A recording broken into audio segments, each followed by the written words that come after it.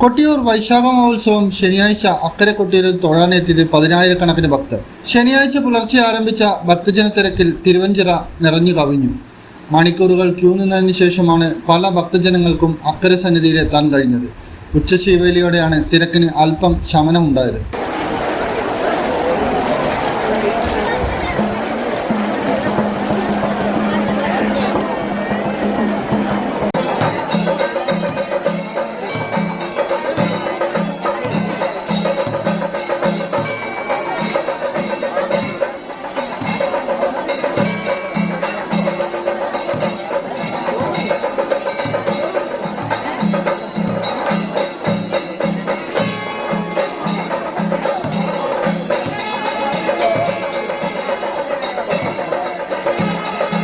കഴിഞ്ഞ ശനി ഞായർ ദിവസങ്ങളിലെ ഗതാഗതക്കുരുക്കിൽ 5 കിലോമീറ്റർ പിന്നിടാൻ 8 മണിക്കൂർ വരെ കാത്തുനിന്നെങ്കിലും ശനിയാഴ്ച ഗതാഗതക്കുരുക്കില്ലാത്തത് ഭക്തർക്ക് അനുഗ്രഹമായി. പുലർച്ചെ മുതൽ തന്നെ കൊട്ടിയൂരിലെത്തിയ ടൂറിസ്റ്റ് ബസ് ഉൾപ്പെടെയുള്ള വലിയ വാഹനങ്ങളിലെ ഭക്തജനങ്ങളെ കൊട്ടിയൂരിൽ ഇറക്കിയതിനു ശേഷം കേളകം, ചുങ്കക്കുന്ന് മേഖലകളിൽ പാർക്കിംഗ് സൗകര്യമൊരുക്കുകയും ചെയ്തിരുന്നു.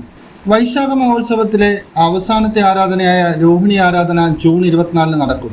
രോഹിണി ആരാധനയ്ക്കൊപ്പം വൈശാഖ മഹോത്സവത്തിലെ അതിപ്രധാന ചടങ്ങായ ആലിംഗന പുഷ്പാഞ്ജലിയും ജൂൺ 26 തൃക്കൂർ അരിയളവ്.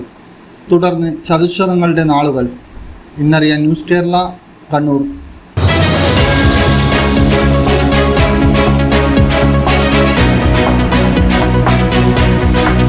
വിവാഹ പർച്ചേസുകൾക്ക് കുറഞ്ഞ പണിക്കൂലിയിൽ സ്വർണം മുൻകൂട്ടി ബുക്ക് ചെയ്യാൻ അഡ്വാൻസ് ബുക്കിംഗ് സ്കീം. പണിക്കൂലിയിൽ 50% വരെ ഡിസ്കൗണ്ട് നേടാൻ മൈ ഗോൾഡ് സേവിംഗ് സ്കീം. പണിക്കൂലി ഒന്നുമില്ലാതെ സ്വർണ്ണാഭരണം സ്വന്തമാക്കാൻ ഗോൾഡൻ ബഡ് സ്കീം. എന്നും വിശ്വസ്തയോടെ സ്വർണം സ്വന്തമാക്കാൻ ആരാധന jewellery, Bangalore and city centre, Kannur, ഫാഹേൽ and Maliya, Kuwait.